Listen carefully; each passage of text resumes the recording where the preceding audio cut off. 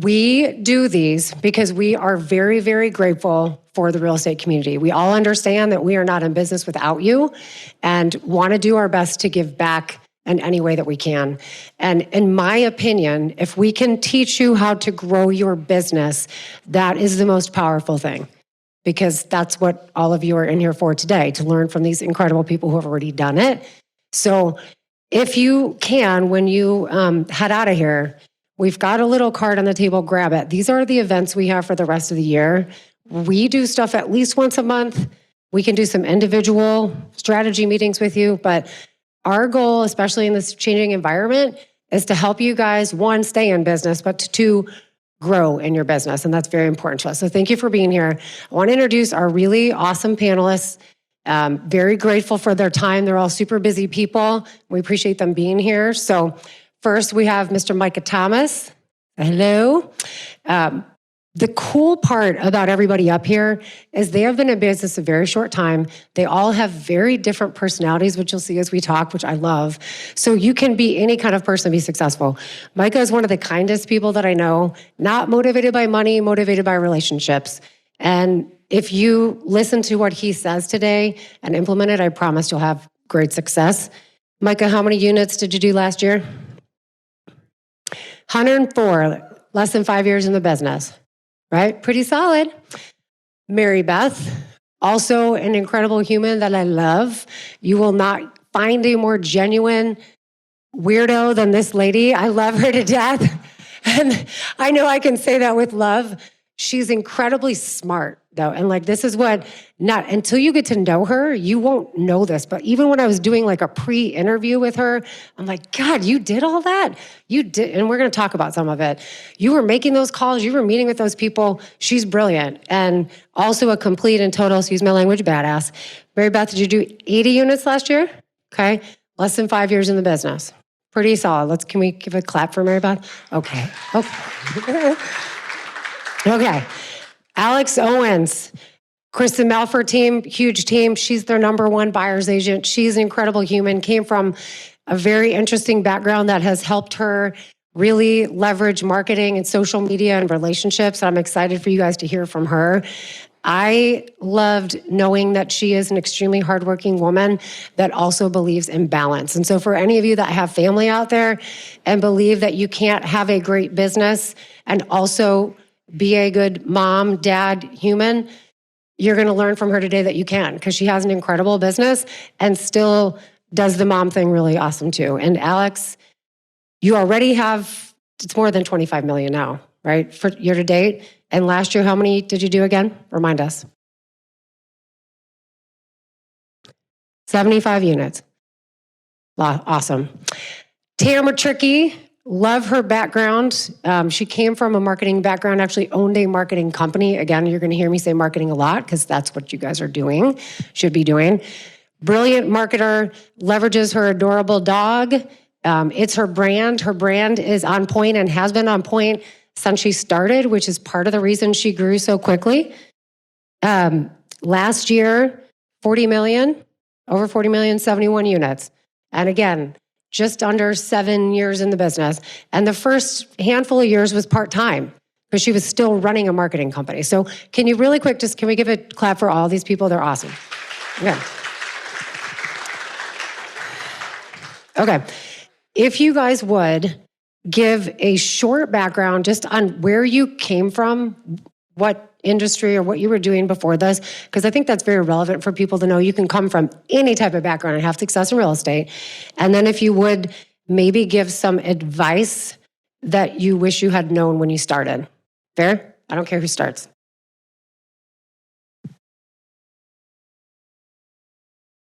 Hey. I was 10 years in kind of the social work arena. So mostly what that was for me was like directing a high school summer camp. And so met a lot of people through that, mostly like hired and recruited college students to be there for the summer, that in large part became a bunch of folks that I started to work with once I was finished with that part of my life.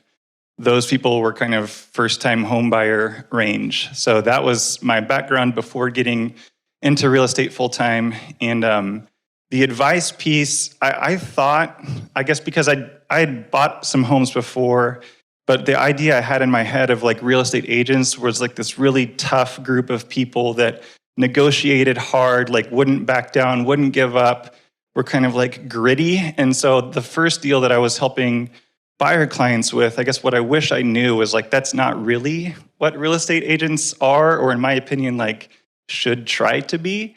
But I had that model in my head. So I was kind of like direct, and I was like, I'm going to be a bulldog and kind of like make this thing happen. And the agent that I was working with was super experienced, and she was kind enough to sort of like reflect back to me like, well, because I think I'd said something in a text like, you should tell your clients to do this, like check their email or something, or get back to our offer. And she was like, well, in this business, like we can invite people to do things. We can suggest that they do things. I'm not going to tell them to do anything. And I was like, I paused for a second, then I realized it helped me to kind of recalibrate like, oh, you don't have to be that, at least the person that I had in my head. It actually works a lot better. And I think you'll thrive more, do better kind of in the long term if you have a more like welcoming, inviting, collaborative kind of spirit about you. So that's something I wish I had knew or known early on, and kind of did pick up pretty quickly, just thanks to the agent that I was working with that first time.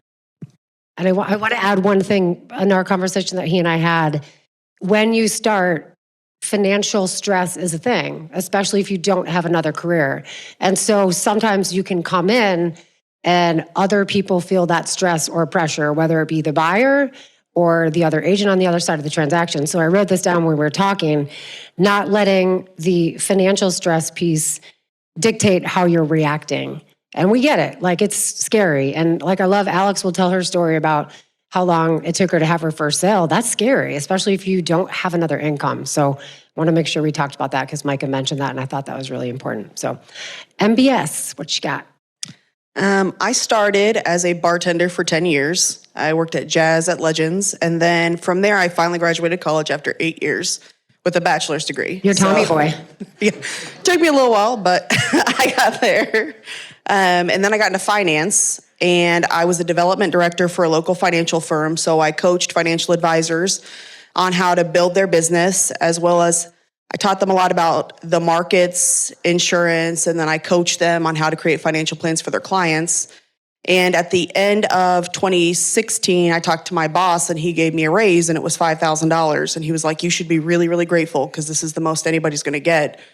And I was like, I'm very, very grateful. I am. But at that point, it was like, hard stop. I need to make more money to make my dreams a reality. And so I decided I wanted to go back into owning my own business. And real estate was the right fit. And so I got into real estate.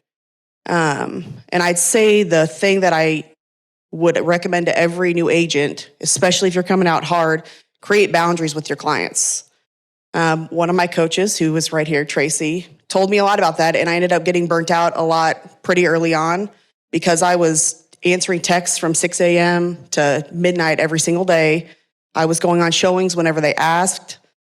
Just tell your clients these are your hours, and obviously emergencies can happen, but know that they're going to understand that you also have a life, but you need to make that an expectation for them as well. That way you can avoid burnout because you deserve time off just like anybody else does. And what do we say, Mary Beth, if someone doesn't, what's my word for if someone doesn't respect our boundaries, what do we do to them? Do you remember? I won't say the right words. No. It's okay to release people back to the environment. It's okay to release them back to the environment if they don't respect you and don't treat you the right way. Yeah, it's definitely okay to fire someone. That's the nice way we say it, Mary Beth, remember? Yeah, that's not what I was thinking, but that's right. Alex or Tamra, whoever. Is this on? Yes. Okay.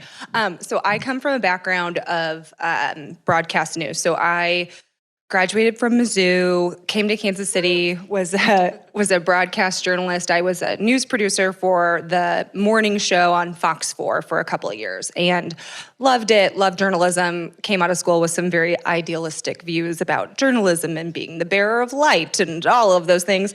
Journalism was fantastic. I loved it. I loved my time. I'm still very close with a lot of my colleagues at Fox 4. But it was not the right fit for me long term. With broadcast journalism, you're working really weird hours, usually overnight. I was working like 10 p.m. to 9 a.m., 7 or 5 days a week, but I would pick up shifts as needed, and the pay is not fantastic.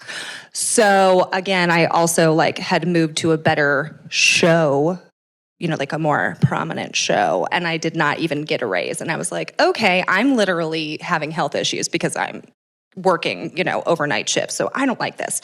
So I ended up leaving, went to marketing for a while, worked for a small marketing firm in Kansas City, was doing content marketing, social media marketing, email marketing, which were all things that I was already kind of doing multimedia-wise within the producing side of my job. And I did that for a couple of years and took a position with a different company, still doing marketing, thought it was going to be great. And when I took that new job, my mom and my aunt called me and they were like, you should just get into real estate. You knew you were always going to do it. I come from a family history of it. So anyways, that job didn't go as planned. So I said, okay, I'm just going to take my classes at night. And I did my journalism classes at night. And I jumped in. Once I got my license, I quit my job and I jumped in feet first. And you wanted me to talk about the... Yeah, talk about how long it took you to sell a house and that stress. It takes a minute sometimes. It's okay. There's no judgment. I'm not I just from want them Kansas to hear. City. So let me preface it with this. I'm not from Kansas City. It's not like I had millions of contacts here. I did have some contacts because of college, because I went to Mizzou, and there's a lot of Mizzou people here. Ooh, sorry, we're in a KU campus. There's not enough Mizzou people here. I will say that. M-I-Z, whoa, Tigers. Thank you. Can you say that in the... Z-O-U. Thank you. Somebody here. So anyways, jumped in feet first. My husband has, he works for Bartlett Grain, if you all know Bartlett Grain, and he works on the operations side. So it's not like he wears a suit. He wears like steel-toed boots and dirty jeans and a baseball cap to work. So he was like, okay, we're going to save money for a year of expenses. I highly recommend that to all new agents, to save like an emergency fund and have money to fall back on for all of your rent and your food and your expenses. And you need to live on a strict budget, which we did. The first year in real estate, it took me a couple months to get my first sale, but it was like a $124,000 house, and I didn't have my Missouri license yet, so I just split it with another agent on my team, and I made probably negative dollars after you factor in the driving. So, but it was good experience, and super grateful for that deal, and I had a couple other deals, but they all fell through. And the first 6 months, I was like, I don't know if I'm cut out for this. And my broker at the time, Shannon Belzer and Don Burns they were both at Leawood, Reese Nichols at the time, were like, I think you can do this, but you just got to stick it out. So I stuck it out. That first year for Christmas, we were so poor that we went to my husband's farm in Missouri, his family farm, and we cut down a cedar tree for our Christmas tree. Don't ever do that. I still have cedar pines in my house, and I've moved, and it's been 7 years. Don't ever do it. So anyways, just a little tidbit. Finally, 6 months goes by, we're starting off, 2017, the brand new year, and things started picking up. So it's gonna take you probably 6 months to maybe get your footing, and maybe you get your footing before that. That's fantastic. You're like a huge success. So just know that if you're like getting deals and getting people and doing stuff within 6 months, I'm sure all these other people did, you're doing fantastic, but it takes a while. So I just wish that I had known a little bit more about like, hey, it's going to take some time. The two things, one, try not to compare yourself to somebody else. I was listening to a podcast this morning and it said, don't compare your beginning to somebody else's middle or end. I do this still, and then you spiral. It's a horrible thing. It makes you feel very bad about yourself. So try not to compare yourself. It's great to aspire to be like somebody and try and learn from somebody. Like I'm learning from all these people here today. And like I look to them like they're amazing and superstars. But try to look at them and learn from maybe their mistakes. I'm happy if anybody ever wants to call me and talk about my mistakes. I've got plenty of them I can discuss with you. And then I just want to ditto what you said about boundaries, because it will burn you out. So I just want to give you reference for her numbers so that you don't give up. Because she said in the first 6 months, only one sale, okay? 5 million ended up first year. Second year, 10 million. Third year, 12 million, but she had a baby, right? So that's a big deal. Fourth year, 25 million.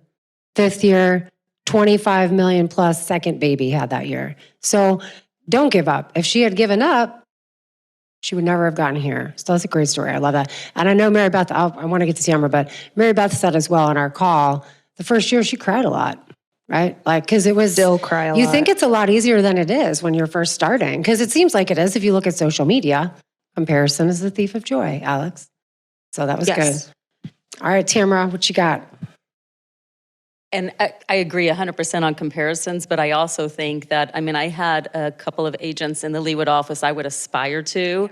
And I think that's important to just sort of watch people and think, okay, I'm going to be that. I'm going to be sitting in the office and my phone's going to ring and they'll be, oh yeah, sure, I'll come and list your home. That's going to happen. And you know what? It does happen. So do look for mentors and people to aspire to. But my background is so similar. You're a younger version of me. So J School, Mizzou. Anybody? No? Brent. I feel you, Brent. Yeah, no. So I was actually not in the broadcast sequence. I was in the advertising sequence. So I have loved marketing my whole life. It's just what gets me going in the morning. I love to market products. And so I was I went the advertising path in the broadcast world. I worked for Channel 5, a competitor, for many years as in sales and a sales manager.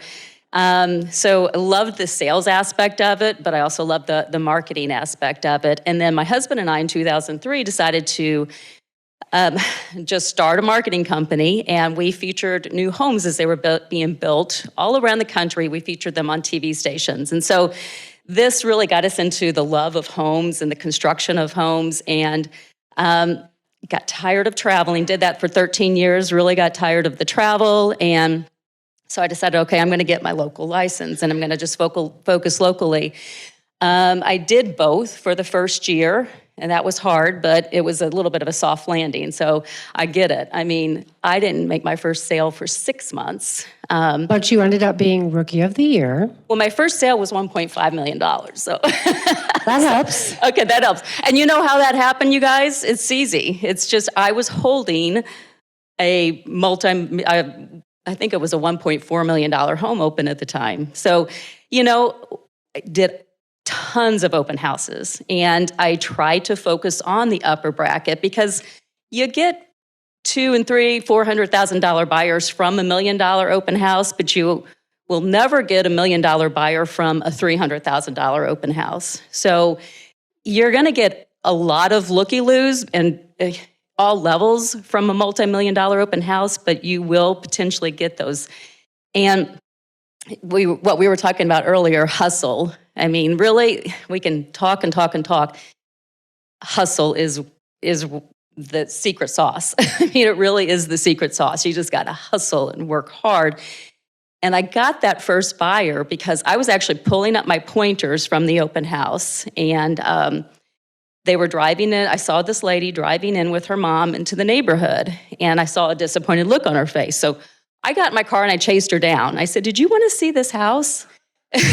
And she said, "Oh, that's okay. You're closed." I said, No. I said, "The sellers aren't home. Let's go look at it."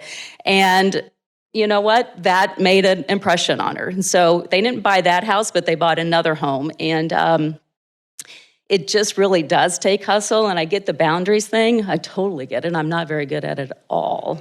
At all. I mean, Friday night I was out with girlfriends at 9 o'clock. I get a 911 call from a buyer who was not a 911 at all. And I said, yeah. It rarely is, Tamra. And you know what? I made the choice to pick up the call. So that's my bad. But so, there's just so much I wish I had known then that I know now. And that just comes with, evolving and learning. But one thing I do know from marketing is you got to figure out who you are and what your strengths are. And then translate that into what that means to the buyer or to the client. So I always knew, and just like you, I knew my strength was marketing.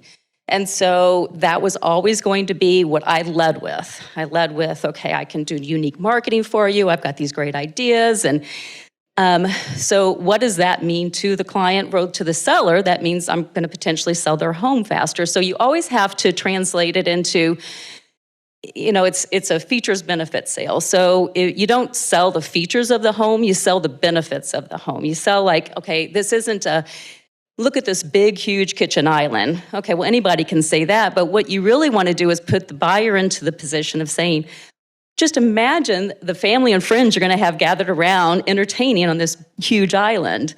The new HVAC, well, great, it's a new HVAC, but what that means to you is, Mr. Buyer, you're not going to have a lot of deferred maintenance. It's going to be a low-cost situation for you for many, many years to come. So always translate it into how it benefits your client. And that's really, really key, because all people care about is how it affects them.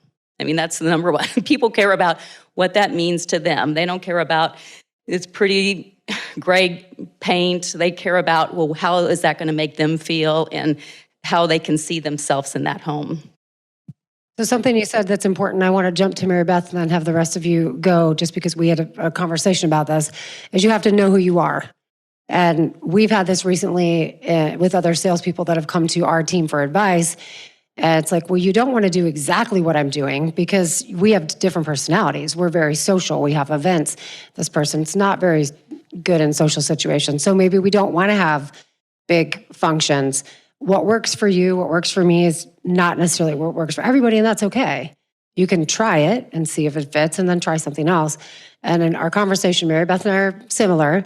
We're both very social. She is her business is social. Like, that is how she's grown her business. So would you share a couple of the things that you did early on to grow? And that will be our question. Like, what are 2 or 3 things that you're doing consistently to grow that database? Sure. Yeah. I was extremely social at the beginning, and I still am pretty social. So I have a decent network around Kansas City, but there's lots of areas that I like to be in a lot. One of them, for instance, is KCK. And so my husband and I don't have any children. And so at the beginning, we would go out a lot. And I made a lot of friends in bars. It's just the reality, but I did. And from that, I found some communities that I wanted to kind of plug into, and Strawberry Hill was one of them, and I joined their neighborhood association. I was on their board. I started organizing their pub crawls, and the pub crawls were there to raise funds for the neighborhood so they could build a playground. And what I did at the beginning is I just met with as many people as I possibly could. So every week I had an expectation. It was 5 coffees, happy hours, and lunches. Every single day, I try to have a coffee with somebody or a lunch. And these were people that I had met throughout the years, my cousins, my friends, my family, people I used to work with. It didn't matter. I reached out and said, hey, let's hang out.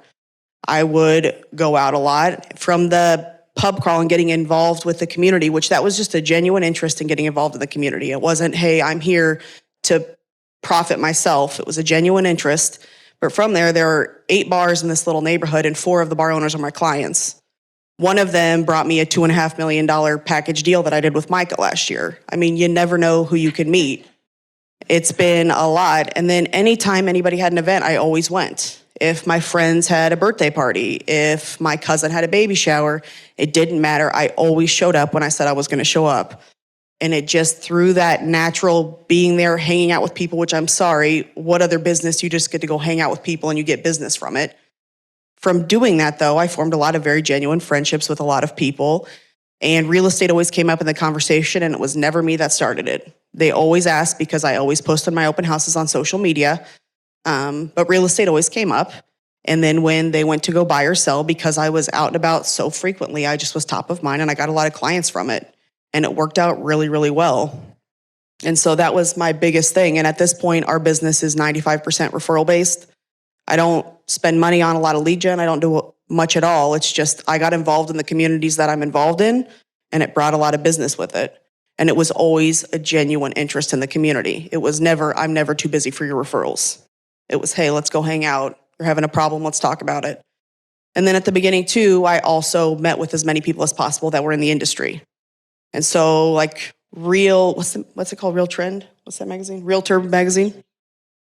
Maybe it was that one. The one that's nationwide. I don't know. But it came out and it had 30 under 30. And I called all 30 of the people that were on that magazine. And I asked them, what did you do to start in real estate? How did you get so successful?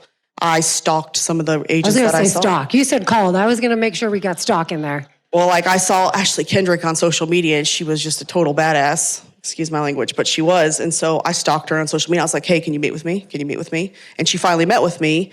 And she ended up becoming one of my coaches. Tracy was the coach or the teacher at Career Education Systems. And I was like, hey, let's hang out.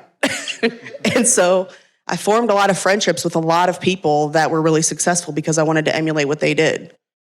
And it worked out well. And also all my affiliates, my foundation guy, my handyman, my coach, my lender, everybody, I treat them like they're my clients. And I will say 90% of them have become my clients when they have 50 billion real estate agents they work with. They are my clients. And it works out really well. That is true. I do want to say one thing that you didn't mention. She befriends and mentors a lot of new agents that are coming into the business, which is important. You have to find a mentor, but you're also responsible for being a mentor, in my opinion. And a lot of those people don't make it in the industry. And then what do, Mary Beth? They refer me business. Okay. I get lots of agent referrals every year. Yep. Tamra, I know you want to say something. That's extremely impressive. I've got to say that is amazing. That takes hustle and hard work. But one thing you said, everybody looks, once they find out you're in real estate, just like if you're a doctor, all of a sudden it's like, well, this. And so when they find out you're in real estate, everybody wants to know what the real estate market's like. And particularly now, it seems like it's, but you have to have your elevator speech. And so just read, listen to a podcast, just absorb as much information as you can absorb about the real estate market and develop your elevator speech. And when people ask that question, what's the market like? And I learned this, I can't remember from who, but a great question back to them would be, are you thinking about the seller's market or the buyer's market? And that might lead them into, well, I was kind of thinking about selling my home. So, because it is two different markets, obviously. So not just a general, oh, it's great. And you know what? The sky is also not falling. I know you guys all know this, but it's just a normal market now. It's extremely healthy, and just make people feel at peace with it. So never, ever, ever be negative about how the real estate market is. It's always good. It's just, what market are you thinking about? Are you thinking about the seller's market or the buyer's market? So that was always a good nugget. I try to, but the elevator speech is important. Yeah. Hold the mic, Tamra. I just want to say some of the specific things Mary Beth does, because we didn't talk about that. So she does a Perk Your Spear. She does 4 client events a year, email listings and events constantly to the database, and then you do a CMA on the home anniversary. Is there anything you want to add to that or talk about more in detail? Because we're looking for actual items for these guys. Like, what can they go do? Sure. I think Perk Your Sphere is a really good spot to start. I know that there's a couple people in here that do it. Perk Your Sphere is very inexpensive, and it's a way to get in front of your database 3 times a month. And if you don't know what it is, once a month, we do a monthly giveaway, and usually has a value of $150 or less. And everyone that has ever bought and sold with us or has referred us business is in this database, and they all are actually in a Facebook group that I've gotten. I think my Facebook group has like 120 people in it now. But I do a live once a month, tell them what the giveaway is going to be. An email goes out from Hannah saying, hey, if you want to enter, respond to the email. I mean, we get on monthly basis probably an average of 40 to 50 people that respond. And so that's 40 to 50 people in my database that I have a touch with once a month. And then I pick them out in a drawing and I say, hey, you're the winner. And honestly, if I have some people that haven't been engaging a lot and I know refer a lot of business, they will be the one I pick and they get to win. Because it keeps your database. Nope, it doesn't. And it's my money. I can do it. Yeah. But it keeps me engaged with my database for a very low cost. It's $150 a month for 50 touches on people that refer me a lot of business. It's super easy and it's very fun to give people things. And they want to feel VIP and special. And as soon as you make someone feel special, they become more of a raving fan. They definitely do. Yep. And it's so easy and it's so inexpensive. So let's jump. Micah, you want to share a couple things that you're doing consistently to grow? Yeah, and I'll say, in listening to the other panelists, I may be like off on this other corner island doing something weird and different. Probably. I might all be signs like, point to you are. I'm not anti-marketing or anti-social, but I may appear that way. Like I just don't have that flair about me where it's like, let's do the whole presentation. And I honestly, the idea of like 5 appointments a week with random people to me is just like, nope, like I'd rather go and be at home and hang out. And part of it too is like, I'm just a different person. Like we just had our 5th kiddo, my wife and I. So we have like a very busy home life as well. So I kind Basketball team. I do real estate stuff with my work energy and in my work time. Everything else is like, I'm good. I don't need to like add extra things in my life at this point.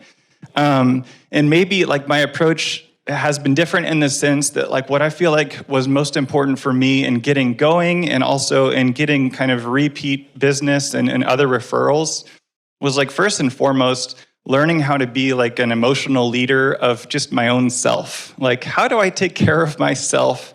How do I handle difficult situations, difficult news? How do I emotionally just lead my own self, my own life? And I think what that really helped to do when I started kind of sharing news to friends and family, hey, I'm in real estate now. I'm personally doing some projects. I'm working on flips. I'm working on buying rental properties. As I started to gain some traction just by people, I think, seeing what I was up to and asking questions. Like, wow, sounds really interesting. Like, I've thought about investing too. Like, how's it going for you? How does that work?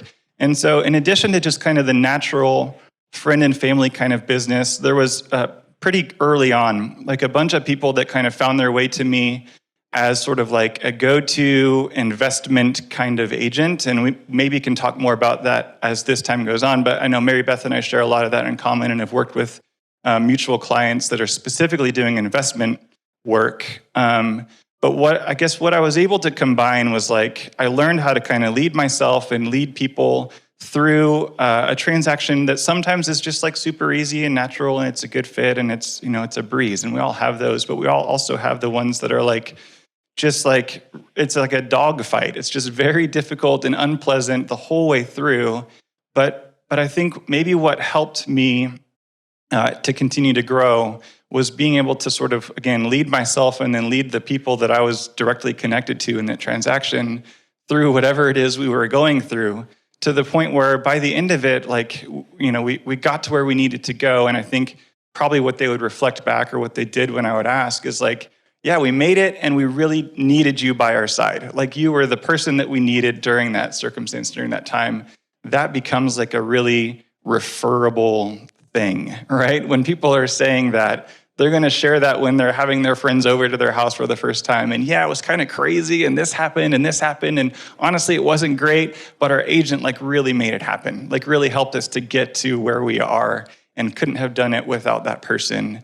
So a lot of that is more like kind of general and broad, but I really do think like there are some specific things that all of us can do early on to sort of recognize, like, how do I become that presence in the midst of that kind of situation, not get overwhelmed, not get clouded, by bad news or whatever, and then have to go to that client and be kind of like down and out about it. How do I kind of absorb what's happening, kind of control it inside of myself, and then find the way forward? So I think it was that for me, plus like just kind of like a real knack for the investment side of things that kind of helped the business to take off without maybe having to do a lot of the more traditional pop buys or mailings or like, here's a lotto scratcher or things like that. And I have no That's fine too. misgivings about any of those things. Like a lot of my friends and colleagues are doing those things and they're great. I guess if anything, I'm just here to say like, it doesn't have to happen that way. There's a whole bunch of different ways to sort of like find your footing in this world. So Micah gives me crap because I'm a huge Buffini advocate, okay? And I actually Love Brian Buffini. Forced him to take one of the classes because there are great principles in there. But the whole point is you can do business a bunch of different ways, doesn't matter, and still have success. What I want to touch on that you didn't really say is he is a student of real estate, which I think you heard. And in our conversations, he talked about really studying the documents and understanding how to write a contract in 5 minutes. Right? You can't do 100 transactions unless you really understand what you're doing. And I'll give you a story. Just yesterday, one of our mutual clients who just purchased in January called the lender first, which never happens, by the way. But I said, okay, I'm going to send this approval letter over to Micah. That's who we're going with. And he's like, absolutely, I would never use anyone else. Do you know that when we were doing the inspection, he was actually crawling in the attic with us? He does and holds their hand through the whole thing. And they feel that. So there was never a question in this client's mind, I would never use anyone else. Anything else you want to say? Yeah, well, there were kind of two things there. And again, I think I'm doing things in some ways that not everybody can do or wants to do or honestly should do.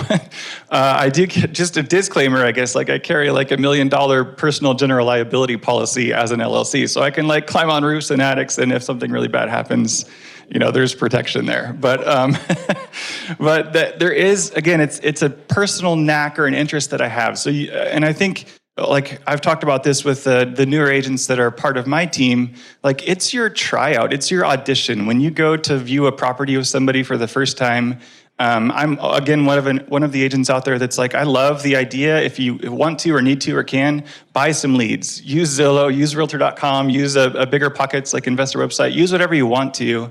If you've figured out how to be the person that you want to be in this world, and the thing that you need is just more opportunities, you can buy them. You can literally pay money to get a chance to go and show up at a house with a total random stranger and walk around with them. And for me, like that was something that I found success in early on. And I guess what I was trying to say is like that I feel like is your audition. Like that's your moment. You can walk in that door with people and they learn a lot about you without you really saying or doing much. They learn about how it feels to be around you, and that's a big deal. It's kind of less of even what you say or what you know and more just what it feels like to be with that person. And then for me, like I am kind of always peeking around. So if like there's a hatch to the attic, I'm going to find a way to get up there. And how much insulation is in this house or those kinds of things. And I think people, they key into that really quickly. They notice like, oh, this person is like not just here to open the door. This person understands homes. They understand what to look for. And I always kind of like share this with people. I'm looking at this as much as I can in the same way that I think you are. If I was going to live in this house, I want to know this thing and this thing and this thing. And so I hope it never feels weird or awkward or like there's pressure to people, but I do kind of spend some time like geeking out on a house as we're walking through it, just saying, hey, this is really cool, or this is not so cool, or hey, you might not see this at first glance, but this is important. And again, I'm not trying to like overload people, but I think that for me is like that key part of the audition where it's like, without like having to really spell it out, I'm just going to enjoy being in the space and show you some things that I've noticed while we're standing here. And it creates like some implicit trust pretty quickly. And then just like very, very quickly, the other note that you mentioned, Jen, that I think is like just a very key ingredient that doesn't even sound like it should be, is like learn how to master those documents. We all have .loop, we all have access to those. Read every word of every document in .loop so you understand the collection of documents that smart attorney people have put together for us. And learn how to fill those out, like you said, Alex, like on your phone or literally, again, maybe don't recommend this, but insurance is good. Like in my car, driving from one house showing to the next one with a laptop in the passenger seat. At a light, he's not actually driving. On 435, going 70 miles an hour, filling out an offer that I submitted before we got to the next house. So it's not that every time, but the idea is like I can and should be able to write an offer from start to finish, including all the supplements and all the extra stupid like franchise addendum things in like 10 minutes or less. And not everybody's doing that today, and that's okay. For me, it started out at maybe an hour, and then it's just this like, it's like practicing free throws. It's like, how much better can I get at this repetition thing? So an hour to 50 minutes to 30 to 20 to 10, because if that's like a bottleneck for you, if that's a hindrance, you're not going to want to do it. And if your person says, I'm ready to offer, and you're like, cool, I'll go home and do it. And it's not that night because you had some other things going on and it's the next morning. And oh, dang, that one's already under contract. Or oh, dang, like we kind of lost the energy. Or, and I would like to see this other one instead. If you can get rid of that bottleneck and know that document well enough and have the ability to fill it out quickly enough, that is a huge door open to like continuing forward and having more success. So Micah, have you ever done one on the whole offer on your phone? No, not on my phone. I knew you had. Brianna, didn't you do that? I think you made an offer to one of my clients on your phone from Lake of the Ozarks with very spotty service. I'm like, whoa, that was very impressive. That's What I want you to hear from Micah that I wrote down is emotional leader. I know he's talking about business, but and knowing him and being good friends with him and working with him for years, he never gets worked up. And that's a skill. I've been doing this for a long time and worked with the top people and brand new agents. And there's only a small percentage of agents that I have worked with that I have not seen lose their at some point. And I've never seen it with him. And man, he's been pushed earlier this year, mutual client pushed. And it never helps. It never makes the situation better. And he's that way with his co-op agent. He's that way with his lender. He's that way with everybody on the transaction. And like you said earlier, it does not have to be controversial or pushy or bitchy or whatever it is. It can be a calm, normal transaction, even though there are emotions in it. And if you learn anything from him today, I hope it's that, because like he is truly one of the easiest people to work with. And that's a skill. You learn that. So I love the rest of you out there too. I'm not saying you're crazy if I work with you out there. I'm just saying learn from him because he is very calm. So Alex, I am excited to hear about your 3 things, 2, 3, 4 things. And I definitely want you to touch on social media because I know that's where you're kind of an expert as well as Tamra. So. Am I really? Okay. Yes, you are. So, okay, really quick to touch on what Micah said, because he made some fantastic points there, and so did you, and so did you. Like, I'm like a little geeking out about that I'm up here with these 3 people. Still. I did. I was like sitting there. I wasn't on my phone like doing anything. I was like taking notes. So anyways, what Micah said about like being that emotional, like, this morning, I was getting ready, and I was like, what's the hardest part of my day? Like, in case that came up today. And I was like, being emotionally sound for my children and for my clients. So if you all are not fans of Stoicism, look that term up. And you need to read some books about Stoicism. Ryan Holiday is a great author. I've read a lot of his books, and they have helped me immensely on my journey to be a better person. I'm laughing because that's a constant thing that you're always working on. And I'm sure Micah is much better at being like an emotionally stable person because he has 5 children. I don't know how you do that, but okay. So I struggle with 2, but I love it. And I think if you can manage yourself and be the calming presence for everybody in that transaction and just absorb stuff and try and take things for face value and not go to like worst case scenario every single time and be like, okay, this is what happened. So what's the next step from here to solve this problem? Or like, let's not jump to the worst case scenario. Don't immediately call somebody back after they left you a nasty voicemail or a text message or anything like that. Like, take a minute, take it for face value, figure out where you're at. And if you can solve that problem, think about it and then call them back. Like, don't just call your client and be like, oh my God, that bitch on the other side. Like, you want to take a minute. You want to say that to your husband or scream it at home alone, that's fine. But, take a minute and also realize that if somebody's being difficult, it's a reflection of them and it has nothing to do with you, and it's probably something going on internally with them, and give them a little grace because we all have our moments. And if you can realize that and sometimes just show compassion to them in that moment, it can turn them right back around and can make that whole transaction much smoother. I've had that happen and I was like, oh, it worked. So anyways, just to touch on that, I thought that was great. Okay, so things that I do. Yes, I'm very big on social media. That was just kind of like a natural thing that happened for me at the beginning when I got into real estate in 2016. And social media was not super widely used at the time with real estate. It was being used, but very much in a, I don't want people to take this the wrong way, but like a sold Numbers. Call me for all of your real estate needs. Or if you need a realtor, refer me. And that was pretty much the extent of social media with real estate at the time. And I just jumped in there and was like, okay, I'm going to do things a little differently. And I did a lot of lives, which are not really, I don't think are the most effective always in general. Like maybe the way you do it, I think is really great with a private Facebook group. But just in general, like I feel like now people are like live, ugh. But it's constantly evolving. It has changed a lot since 2016.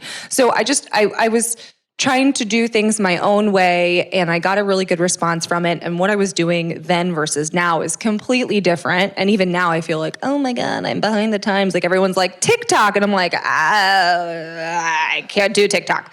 TikTok class coming up. Sign up, Alex. Sure, go to the TikTok class. Ooh, I have like 2 videos We'll and they see have you like there. one But I don't know how to view use each. the TikTok either. So we'll do it together. We're going to do a TikTok dance. I don't know.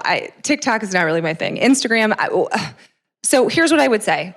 Biggest thing, social media is fantastic. It's a great way to stay in touch with your sphere of influence or your center of influence, which is my biggest way of getting business as well. I hustled a lot at the beginning, did a lot of open houses, reached out to people, followed up with people, hustled hard, didn't have kids at the time, so like really could put the time and energy into it.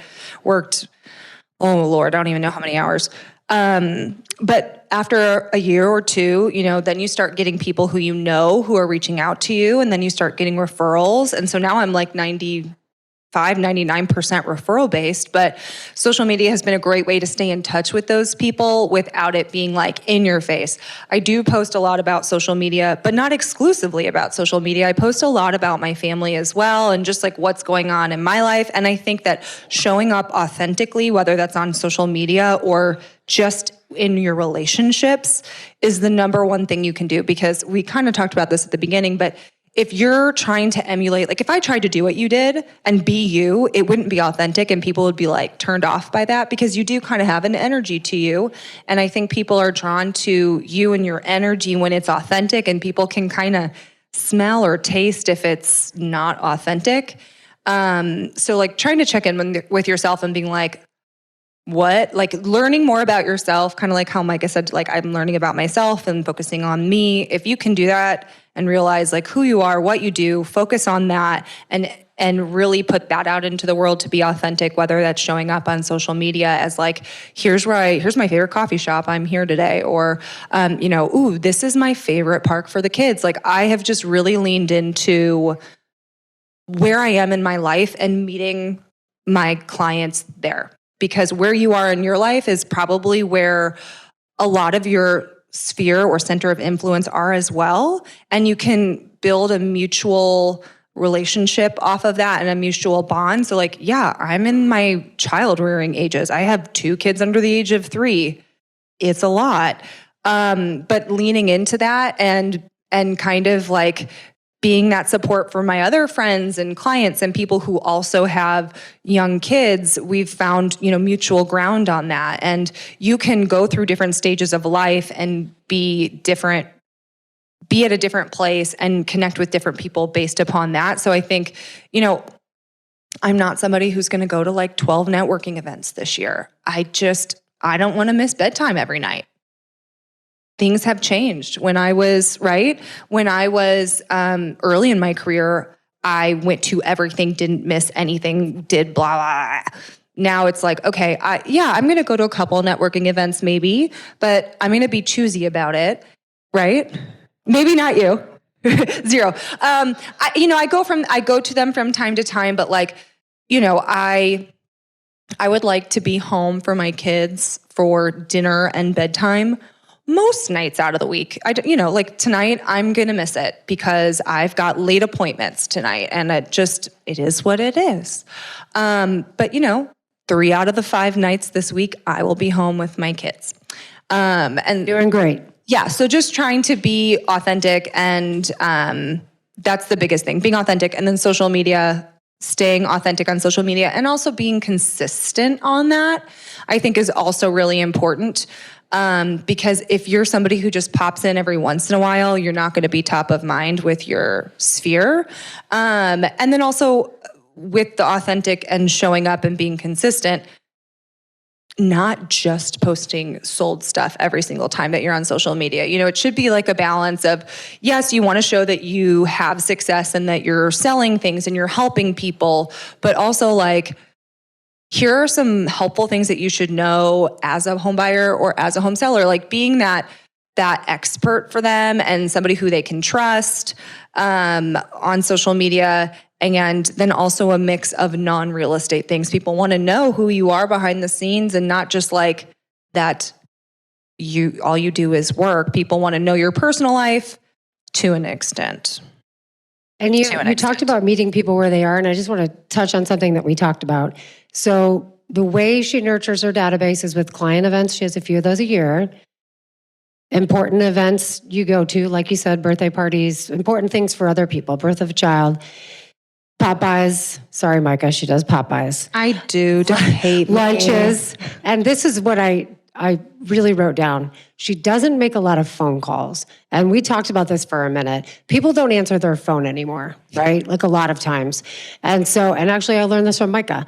We have started doing a lot of voice to text. So they still hear your voice. I know, it's annoying. I learned from you. But what's so funny is we had an event recently where I did a bunch of those, and people texted back and said, "Thank you so much for the personal message." And I was like, that wasn't personal. It was like a voice text. I didn't even talk back to you, but they felt it was personal because that's where people are right now. They don't answer the phone. And I thought it was important that you don't make calls, but you do text, voice text, all the other things. People are so busy right now, and I think with the pandemic and how everything has happened, a lot of people are like taking note of what their boundaries. I feel like people have really started to set more boundaries. And I've seen a lot of people who used to be like always picking up their phone, always texting back immediately, starting to be like, I don't have to answer immediately, or I don't have to pick up my phone, and I don't want to answer my email after 9 p.m. And I felt that a little bit too, although, boundaries is kind of hard as a realtor. So I kind of, but I feel like if I make calls, I'm constantly missing people, and I'm not somebody who's calling to follow up with my sphere of influence once a month and saying, hey, do you know anybody who needs to buy or sell real estate? I'm here. Or do you need to buy and sell real estate? I'm here. I want to be in touch with those people in an authentic way. And so showing up for those people, whether it's a happy birthday text, or it's, sending them a $5 Starbucks gift card over text or a handwritten note. I want to be, or they just see me on social media showing up that day, or responding in their DM on a post saying like, oh my God, yeah, I love that recipe too. Like just authentic stuff that has nothing to do with real estate, staying in touch with them that way. But I don't think that phone calls, at least let me put it this way. Most of my clients are millennials, Gen X, or Gen Z. They do not want a phone call, and they will not answer.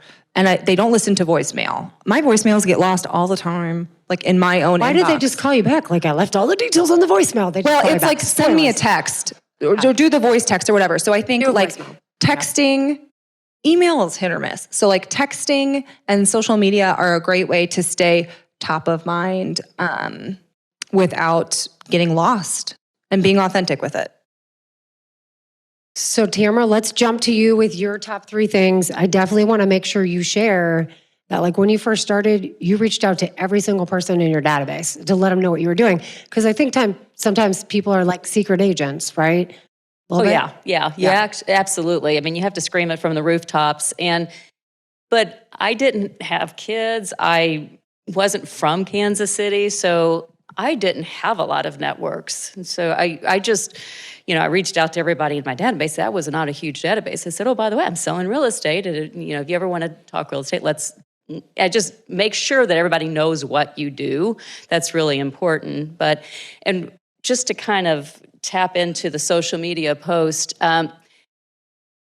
don't be afraid. And I say this to the women in the group, because men have an easier time with this, go ahead and pound your own chest. You know what? If you had some success, let people know it.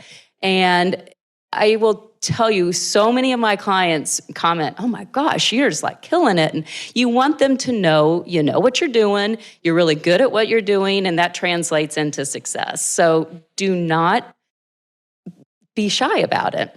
And women have a harder time with that, I think, than men do. I don't know. And when you first start, too, people that are your friends and family might not even use you right away because they're watching to see you have success. But you have to get credibility. I mean, gosh, early on, I had a really painful experience with, my first couple of months in the business, my girlfriend bought a home with somebody else. I'm like, okay, right. Yeah. And You have to convince them that you're good at your job sometimes, even your family and friends. Absolutely. And don't always assume that, oh gosh, they're going to call me if they, let them know that you would love to help them and let's talk. Just be really proactive about it. And with your marketing, be who you are, and you do such a great job. I think you must have like so many friends because your client base is like so many referrals. I mean, you can just tell that from your social media posts. It's like, oh, we went to school with them, and it's so. I'm the little old lady with the dog, but he is You are cute. not an old lady, and your dog is cute. He is cute. So, Talk about how you did. Oh, I'm sorry. Go ahead. I was just going to say, if you don't follow her, she'll be like, my dog just sold this house. oh yeah, Charlie Brown. So, I actually even brought examples. So Charlie Brown gives treats to all of our clients who have dogs. So we tornado. Okay, we're not going to blow down. Woo. So, yeah, you know what? You carry that theme throughout. And because I tell my listing clients, I love marketing, I'm really good at marketing, I have to show them that. And so I try to show them that through the marketing that I do for myself. People love babies and pets, and they just do. So I don't have a baby, so Charlie Brown is my little mascot. And so I even have little cutouts of Charlie Brown signs I put around, but I stopped doing that because they've been stolen. People are stealing Charlie Brown. Yeah, but I always get comments. He has his own Instagram page, Charlie Brown Sells Homes, if you want to give him a follow. He would really appreciate that. And we just have fun with it, and it gets a lot of engagements. And every time I put him on a post, he will. And I have this cute little app. It's called My Talking Pet, and it actually makes Charlie Brown talk.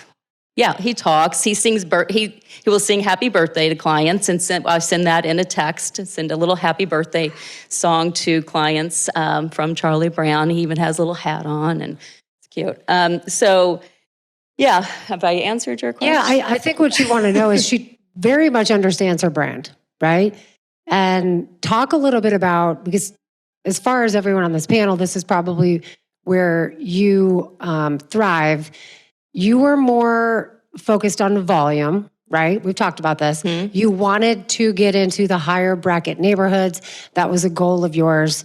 You want to, if you're doing a lot of units, that's wonderful, but you're also probably working more and harder, right? Mm-hmm. So how did you push to that higher price point? Talk about the open house strategies and some of the things that you had a little bit more. Well, and I think Mary Beth spoke to this. You find your neighborhoods and where you're comfortable, but you need to know the neighborhood. But don't be afraid of those upper bracket homes. So if you have another agent within your brokerage that has a $1.5, $2 million home that's listed, you can actually hold that home open if they will allow and if the seller will allow it. It is a great way. And Lindsay on my team, she does this. She's been stalking Brent's open house, and she's gotten great clients from his $1.5 million home in the woods. She has two really, really, really high-end, rock-solid clients from it. So just like I said earlier, you're not going to get a $1 million buyer from a $300,000 open house, but you will get potentially a $300,000 buyer from $1 million open house, but you'll also potentially get a $1 million buyer. So do that. I think just, as far as how I try to present myself and market myself, I try to, if I'm going to do mailings, I'll do it to the upper bracket. And actually, there's research that shows older people that have a higher income will respond to direct mail more than the younger people will. I mean, younger people, you're right. You can't call them. They don't pick up the phone. You do not leave a voicemail because it will never be heard. They don't get mail. No, but older upper bracket people do respond to direct mail. So if you do like those express docs or something on Canva, it will work with upper bracket people because they'll hang on to it. Give them something of value in it. Talk about the market. They very much care about what the real estate market's doing. And again, you just have to be a student of the business. You have to wake up every morning, get on MLS, know the listings, know what's sold yesterday, know what's on new to the market today. And then when you're talking to people, they're going to be impressed. Well, yeah, I know that home in your neighborhood just sold. That they want to know that you know it inside and out. So just, be a student of the business. And that's pretty much all I've got about. Do you think the older people open their mail because we were like the Publishers Clearinghouse people, right? Like that's our generation. We get all the things in the mail where you might win $1 million. Right, exactly. Yeah. I'm teasing. I think if you make it eye-catching and professional looking, I had people, I send just solds or just listed cards to a certain neighborhood, and I've had people hang on to those and a year later call me and say, I know you just sold one down the street. So, sometimes they want that same price, and that's not always going to happen. But yeah, they do. I don't know why, but that's just kind of the nature of the beast. Older, upscale clients will be more inclined to respond to a direct mail piece. And I think everything cycles, just like clothing, right? Styles and fashion. Direct mail was way big back when I started. When I've been doing this 23 years, that's what we did. People sent mailers. There was no email. There was no TikTok. There was none of that. It was like mailer. And then people got burned out from mailers, and it was mass emails, right? And then it was phone calls, and then it was mass slide dials slipping into their voicemail, right? Without actually calling. And now I feel like some of the things that were old are new again. So you do sometimes have to try multiple things to see what works. There's a couple of agents I know that have really had success with it, and they use that what is it? X-Store? No, EDDM. Thank you. Yeah. Oh, every door direct mailing. And okay. it's a flyer on cardstock. Cammie Jones, Brent's shaking his head because he knows.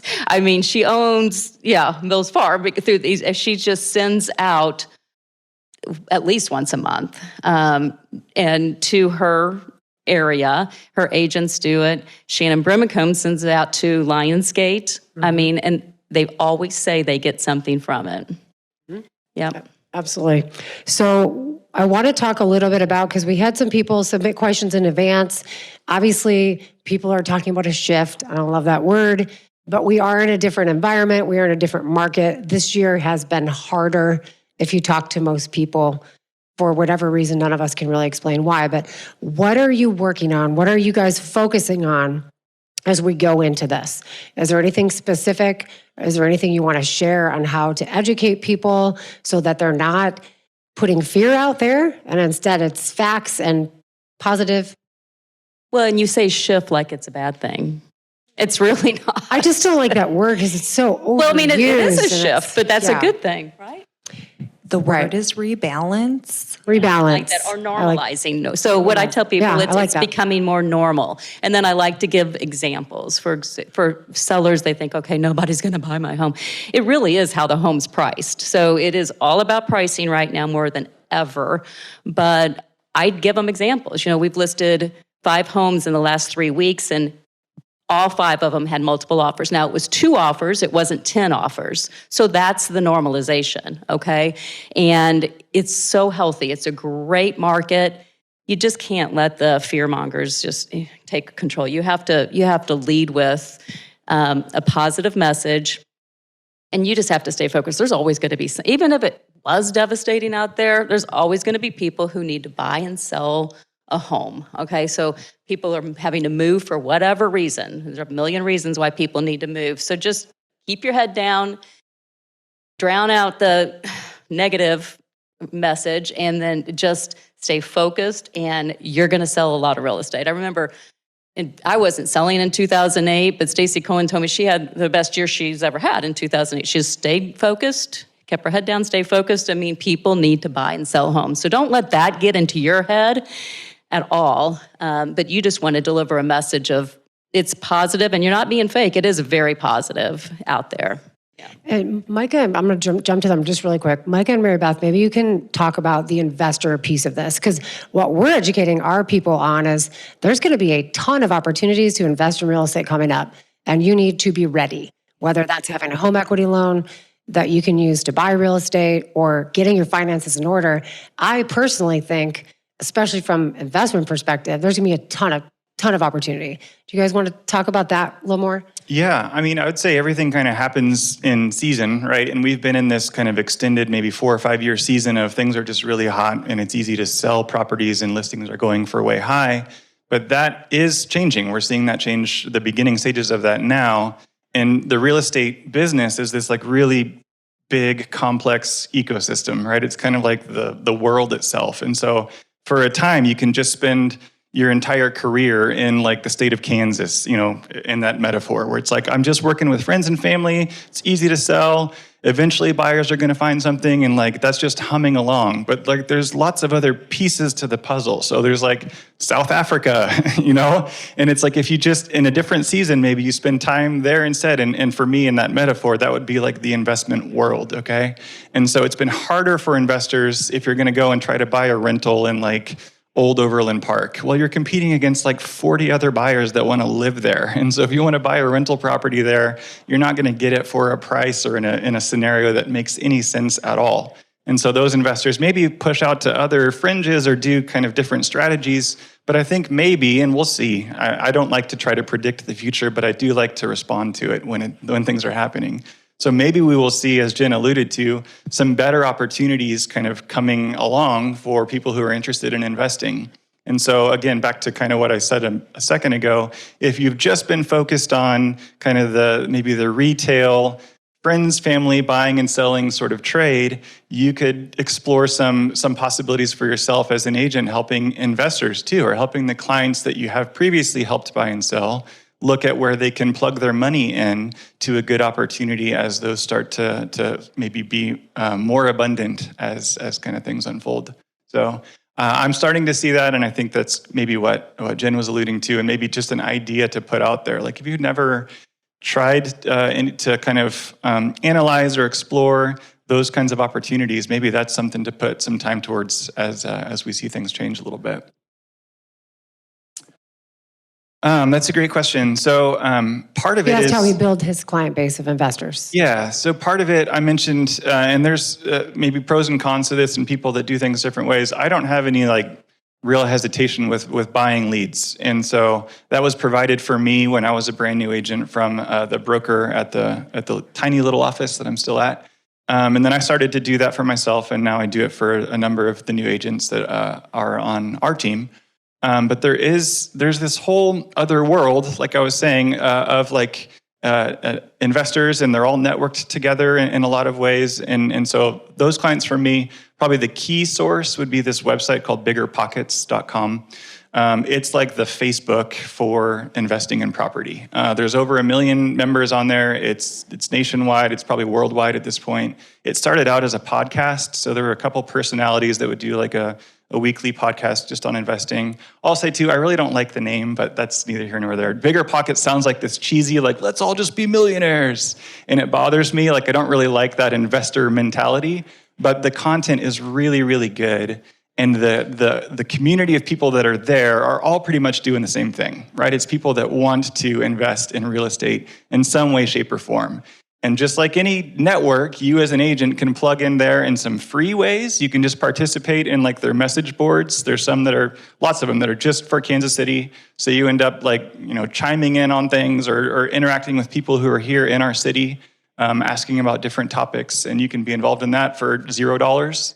You can also pay for some space on Bigger Pockets to where if somebody goes and to the agent finder, I want to invest in Kansas City. I click here. Micah's number comes up, or Micah's little profile, and they fill out a questionnaire, and I get an email that says, you should call Joe in California because he's trying to buy an apartment building or whatever. So that is a way, and it has been really helpful for me and the team that I'm a part of. But then also, Mary Beth kind of shared about this too, like you get started with a few investors and they're all very networked, right? And this person knows this person and this person has a property to sell. And suddenly like you'll just find yourself like kind of I did when the bigger deal that we worked together last year. It's like I truly kind of just like stumbled my way into it. Like I happened to know the guy and had worked for him previously that had this big portfolio of like pretty low grade rental properties. And And it came together kind of in a tangential way, but I happened to be the call that he made when it was time to work with Mary Beth and her client to sell off this whole portfolio. So it's like anything, it's not going to happen tomorrow, but if you spend some time kind of getting into that world, and there are some, there's new language, there's new strategies, there's new things you have to learn to be effective with investors. You have to know how to analyze a property as a rental or as a flip, and how to do that accurately, and how to have that actually happen over, the course of 3 or 6 months or whatever their timeline is, to where in the end they didn't just get screwed over. Like you sold them a dinky property and promised them the world. They go to try to sell it 6 months later and it's a total flop. Well, you're not getting a call again from them.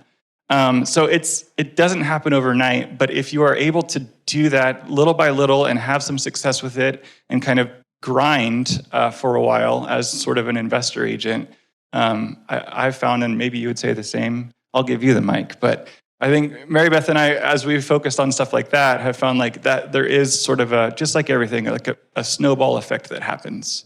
If you plug into that, it just kind of keeps going from there, to where I personally don't take like any of the paid leads anymore. I'm not looking to talk to Joe from California, but that is a great way to get started. Hey, really quick. What do you spend on leads, since you brought it up? Because we did have some questions on that. Okay, so for the team that I am a part of, there's me and 6 other agents. We focus on one zip code on Zillow in KCK. It's Rosedale, like the KU Med area. That's like $1,000 a month. And we get maybe, like 2, 3, 4 leads a week. Well, maybe 4 is a little much, but at this point, maybe 2 or 3 leads a week, and it just goes out in like a random, it's like Shark Tank or something. It's like everybody's phone rings at the exact same time, and whoever answers gets the lead. So there's a way to organize that on Zillow, and it's just like, hey, good luck to you. And then with Bigger Pockets, they do it a little bit differently. It's basically $50 per lead. So when I get an email that says, Joe wants to talk to you, that cost me $50. They send 24 of those, and then they swipe my credit card for $1,200, and then it just starts all over again. So those leads, it's always kind of morphing, but those leads are like maybe like two-ish per week. So it ends up being, every month or two, they start over another $1,200. Cool. Mary Beth, what else do you want to share on the investment piece of it? I've got a pretty significant investor base that I work with, and I've worked with them for a long time. Right now, I see a lot of my buy and hold investors starting to gear up. They're not even pulling back from buying, because we buy in a lot of areas where there's honestly opportunity frequently because the rental margins still make sense. But they're gearing up, they're opening up their lines, and they're making sure their lines of credits are free to go, just in the event that some of these forbearances that happen and some of the people that might have overbought, they might see some opportunity there. And I'm also seeing a lot of investors starting to release portfolios. And my guys and women are starting to gear up because they're ready to purchase, because they think it's coming. We do buy a lot, though, in areas that are C's and D's. So they're going to be properties that are below $200,000. My clients see a lot of opportunity there, and the margins, like I said, do work. But I work with a large pool of buy and hold investors. I've probably got 6 at any point in time that are all looking to buy and hold nonstop. I am an investor myself, and then I've also got some flipping clients. Our conversations have definitely changed right now. When we are looking for ARV, which, in case you don't know, that's your after repair value on a property that's he's analyzing to purchase, I'm being ultra conservative on what I think it's going to be worth in 3 to 6 months. Even if we're listing in the spring market, I'm going to tell him, even if comps are showing and average appreciation is showing it might be worth 340, I'm going to say, you need to make your numbers work at 320. If you don't, it's a pass. Let's move on. But it's just trying to protect them and being very cognizant of what's happening in the market, because if you have investors that are your clients, you owe it to them to know what is happening in the real estate market. We watch on our team every single week. We pull up all the MLS stats from the week prior, which is new listing, price decreases, price increases, et cetera. And we analyze week over week what has happened. And for instance, 2 weeks ago, we noticed that from the same week in June to that month in July, price decreases went from 450 to 650. You saw almost a 50% increase. And so that's a definite conversation I'm having with my investors, but it's also something that's highly relevant in my listing appointments. Telling people that, hey, it doesn't mean it's tanking. The market's not collapsing right now, but you need to stay very cognizant that prices are decreasing because people are overpricing their properties. We have to price conservatively. And I mean, talking about investors, getting into the investor pool, it just happened because I started to invest myself, number one. Real estate's amazing. Being an agent's awesome. You can make a lot of money, but the end game for me is passive income so that I can quit working someday. And as real estate agents, you are going to have access to a lot of opportunities that non-agents don't have.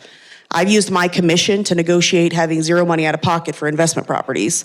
I've used all kinds of different leverages and mechanisms that I have at my disposal because I'm an agent and I understand how it works.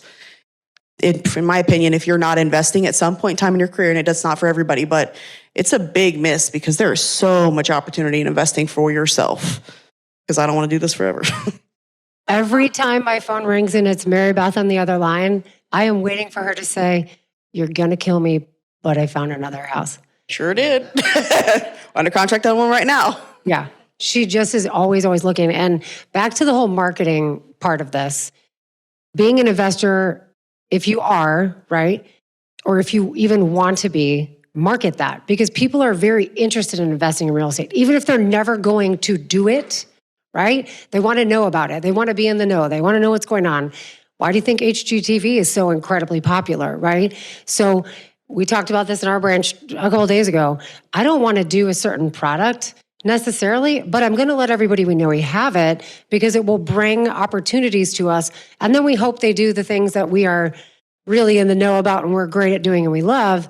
Share some of the stories of your investor clients or your own personal story because it's going to connect a lot of people to you. And again, we have experts consult for Fairway that are like higher level and smarter than, certainly me. And they all believe the next 5 years are going to be the biggest years we've ever seen in real estate. So investing is going to be a big piece of that. I think that's important. Mary Beth, you also said in our call, and I love this, costs more money to get new clients than it does to retain clients. So your focus is always adding more and more people to your database. And then, of course, loving on them in the way that you love on them. I think that is also important. Make sure we have people here. Alex, do you want to share anything on this or the market, or where do you think things are going? Sure can. Okay, so I think you all kind of touched on it in a great way. I totally agree with you in terms of the investment piece right now and how it's going to be a great time, I think, for investors here potentially over the next couple of years. But again, the pricing is the number one thing. I had somebody ask me yesterday, but prices are falling. And I said, I mean, to you, they seem like they're falling, but to us, they're not at all. They're like, oh, well, they're plummeting. And I said, no, it just depends on where it's priced. So for example, if you can show people examples and tell stories, they're going to connect with that and be able to relate with it so much better. So I love to use examples of, oh, well, this just happened with my client yesterday. Let me tell you about it. It relates to this. And even if it's not your client, but you heard a story from somebody else, you can relay that, information and use it to your benefit so that that client understands what you're talking about. Because and whether they're a client or just somebody, it's just connecting with those people so that they understand. And it's not like this where they're like, a deer in headlights and they're like, sure. But if you can, give them an example, they're going to connect with that so much more. So I love to give those examples. But, I said, okay, let's look at this house. Yes, it has had a price drop. And yes, it's probably going to sell for under that list price.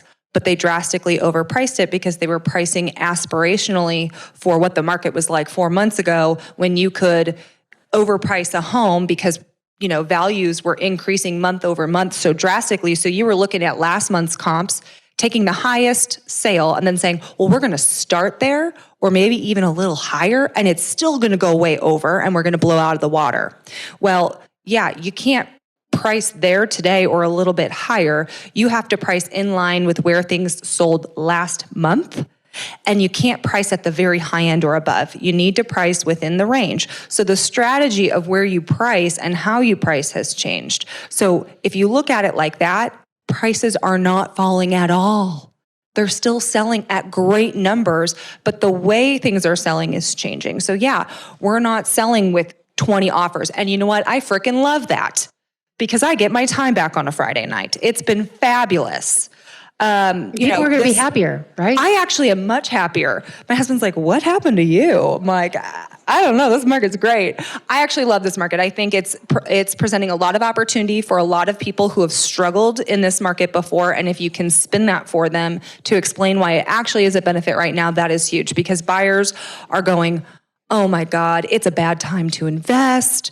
The interest rates are so high, and I don't want to buy at the peak. And I'm going, ooh, this is actually a great time for you to invest. If you're a buyer who has a little bit of savings. Like, yes, buying is not for everybody. And I think you also need to preface it with that. You should not be telling everybody, you should buy, everybody should buy. It is for everybody. It is not for everybody. Okay. Buyers need to do their homework. They need to have some money for their down payment and for repairs. And they need to be able to afford that monthly payment. And they need to have a budget in mind and stick to it. So yes, buying is not for everybody, but being able to explain to them, hey, okay, it's a great time to invest in real estate, because you know what?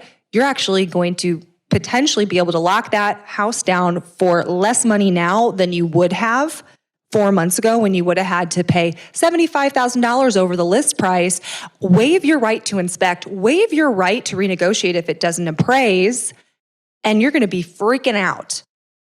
Now, guess what? Maybe you only have to compete with 2 offers. Woo! And maybe you can negotiate repairs and do your inspections and have the right to cancel. And if it doesn't appraise, which we're seeing far few homes not appraise right now because they're not going $75,000 over the list price, you can negotiate the price again if it doesn't appraise. So you're actually in a really great position as a buyer. So if you have the means and the ability to buy, and you can buy within your budget, and you can find something that works within your budget, it is a great time to invest in real estate, whether you're an investor or especially an invest and hold, I think, right now. That is it's a fantastic time to get in. But also, if you're a first-time home buyer who wants to sell your house in 7 years, great time. If you're a second-time home buyer who wants to be in your house for 15 years while your kids are in school, fantastic time. And it's also still a great time to sell. Sellers are like, oh my God, my house isn't going to sell, and it's going to sell for way less. And if you show them the numbers and show them realistically, no, if we follow my strategy, if we follow my marketing plan, which I do for everybody, I always have success with that. The second biggest part of it is we have to price it correctly. And if we can meet there, you're going to find success. I want to repeat something she said, sort of, facts tell, stories sell. So if you are sharing personal stories, whether or not they're yours or a colleague, that's what people relate to. And I would tell you, if you are posting or not and you're wanting to, tell a story. That's why I like Facebook. I mean, I'm old and we like the Facebook versus the Instagram, but I like that there's a message and you can write a story that people are actually going to read. So make sure you're sharing stories of success. Before we go to you guys, I just want to say a couple other things of questions we got. We don't have time to go down the panel, but a couple people asked, what do you do if you're new to Kansas City when you get into real estate? I know I wasn't from Kansas City. I know Tamra wasn't, Alex wasn't. Get involved in your community. Everybody up here is involved in their community, whether or not it be a neighborhood that they love and spend time in. Tamra actually has a charity for animals. Maybe it's a charitable thing you get involved in. I got involved in B&I when I first got here. I know not everybody loves B&I, but it exponentially changed my business. That's how I met Mark. That's how I was introduced to Dan Odell, who's one of my mentors. That's how I met Cassie, who's now on our team. I can count hundreds of relationships that came from that group. Rotary, another great one. Mark, I know you're in everything. Anything else? Centurions?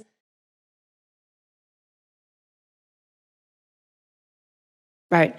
But get in your community. That is how, and you have to meet, like Mary Beth said, maybe it's a bar. Meet as many people as you can, connect with them, capture their information, and then market to them in an authentic way. Do you guys want to share maybe one last piece, maybe best advice you've gotten, best advice you have for someone else, just to finish up?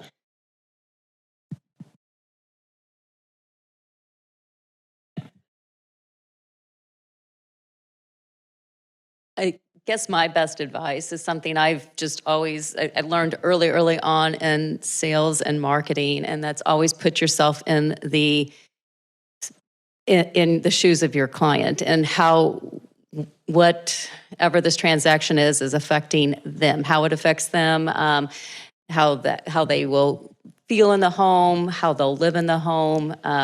Just always think about, don't be a features seller, be a benefit seller. Sell the benefit of the product, and the product happens to be homes, and sell how that's going to impact the lives of your buyers. And then sell to your clients your ability to effectively market their home, provide them a strategy, provide them a great marketing plan. And you don't have to be expert, you don't have to have degrees and be an expert in marketing, but so many young agents are like, well, what do I do? I don't have anything to boast about. Well, guess what? You are a lot better at social media marketing than I ever thought about being. So you're better at technology. So as a new agent, live on the success of your office and your peers within the office, and you can boast about that and create that credibility. But then as far as yourself, you just, really hone in on what you're good at. If you're good at technology and you're good at the social media marketing, Alex is just soared at this. She's amazing at social, you are. And I'm sure if you haven't followed her, follow her, because you're going to learn a lot. But she's younger, and so that's what she brings to it. She didn't know anything about houses. It's really right. Saying I'm. You're younger than me, sister. So that's what I would say. I said, just always, think about what you're good at, and then just scream it from the rooftops, because you each have a very unique, something special about you, probably a lot of things special about you, but keep it real simple. Just, keep a simple message, and this is who I am and what I want to help you with. Perfect.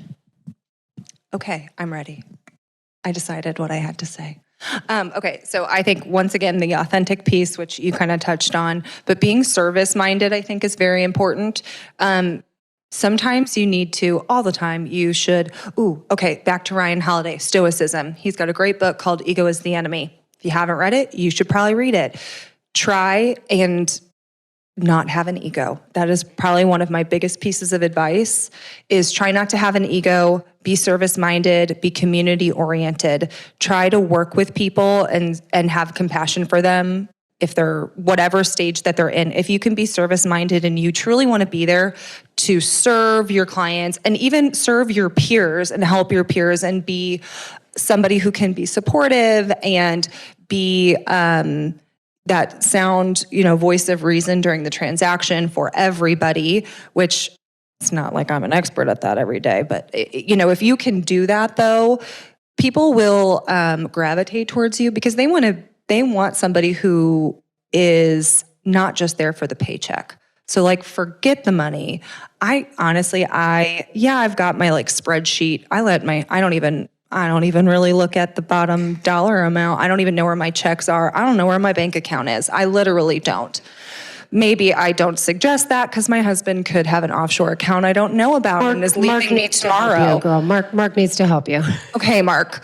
But my point is I think if that was a turning point for me in my business when I was just it's not about the money. I'm just going to focus on serving others and being a good person and helping people. And I found that helped people gravitate towards me. So just try to be a good person. Brent Sled is sitting here, guys. He is one of the top agents probably in the world, in my opinion. And he came to watch us speak. I was like, what? Right there in the red. Look at him. You need to follow him and be like him. You know what? You stole my words, because I was going to point out Brent. He is a perfect example. Brent's not doing pop buys, okay? He's not sending out mailers.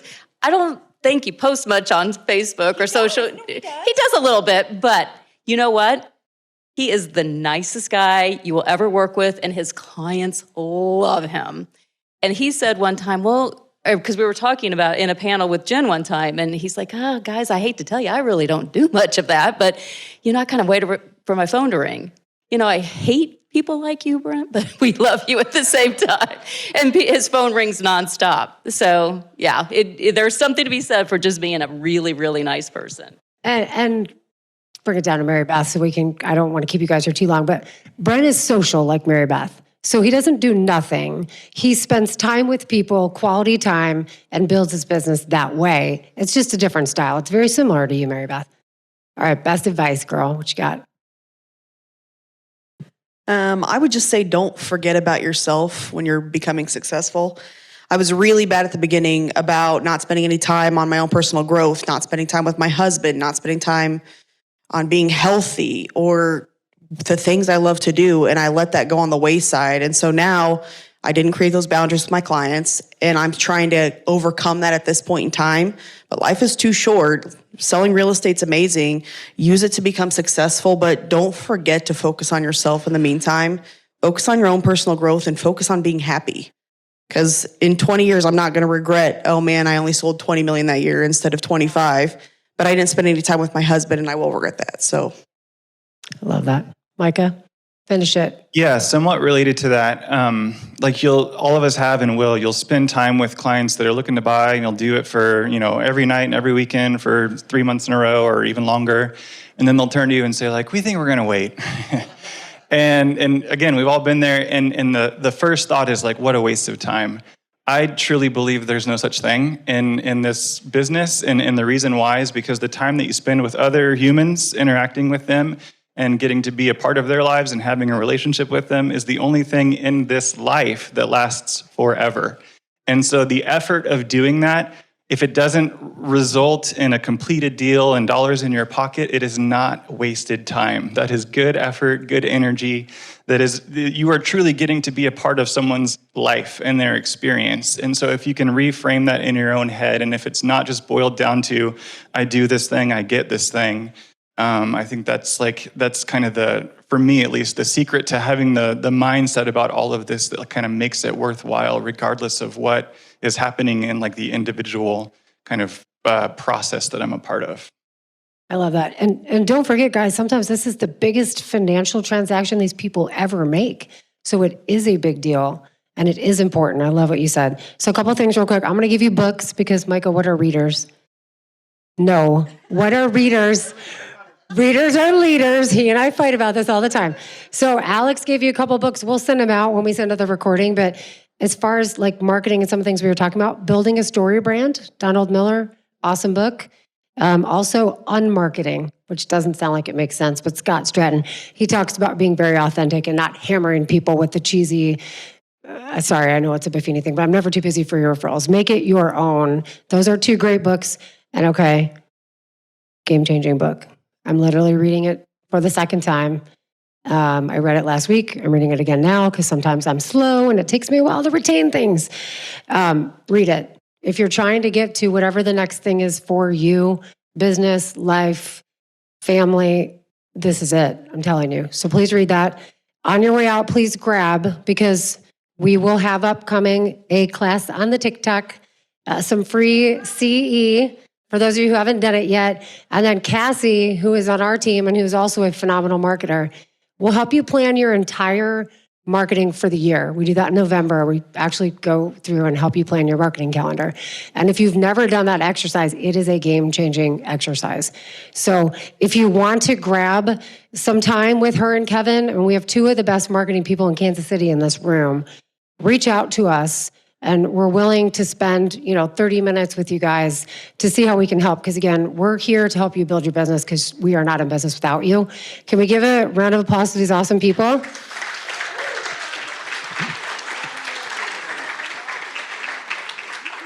And again, thank you to Mark Schaefer, Seriously Financial, if I could talk. Honestly, I sometimes don't know where our money is either, but Mark does. So get with Mark, get with Kevin. Thank you guys again for coming. We're very grateful for you. And we will send out the recording. We hope to see you at stuff in the future. So thanks again.